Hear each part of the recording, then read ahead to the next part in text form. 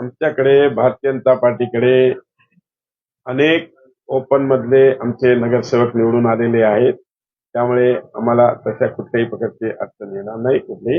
आणि मी या ठिकाणी आश्वासन देतो की चांगला या शहराच्या विकासासाठी जो काम करेल अशालाच आम्ही महापौर पदाची संधी देऊ.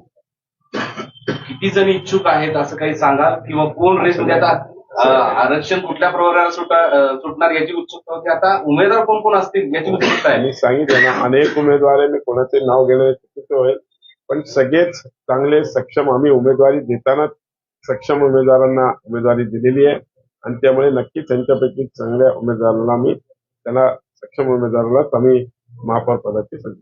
मराठवाड्यातल्या उमेदवारी देताना जी कसरत लागली होती आता पुन्हा एकदा हे निवडण्यासाठी देखील महापौर निवडण्यासाठी आमची कोर कमिटी आणि आमचे पक्षश्रेष्ठी मान्य देवेंद्रजी फडणवीस साहेब असतील, आमचे प्रदेश अध्यक्ष असतील मान्य रवींद्र चव्हाण साहेब आणि आमचे प्रभारी बावनकुळे साहेब असतील, या सगळ्यांची चर्चा करून आम्ही महापौरचा कॅन्डिडेट ठरवू. मराठवाड्यात पण एससी महिला निवडून आलेल्या आहेत.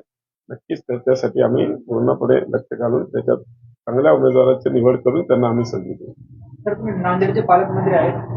काँग्रेसमधून भाजपकडे महानगरपालिका महापालिकेमध्ये आम्हाला यश मिळालेलं आहे आणि नांदेडचा महापौर हा 100% आमचा होणार आहे. आणि मी सांगितलं तेच की आम्ही तिकीट देताना सगळ्यांना योग्य चांगल्या सक्षम उमेदवारांना दिलेलं आहे, म्हणून त्याच्यातलाच उमेदवार निवडून आम्ही त्यांना निवडून आणू, म्हणजे त्यांना महापौर करू. नांदेडमध्ये अपवाद वगळता पहिल्यांदा भाजपचा महापौर.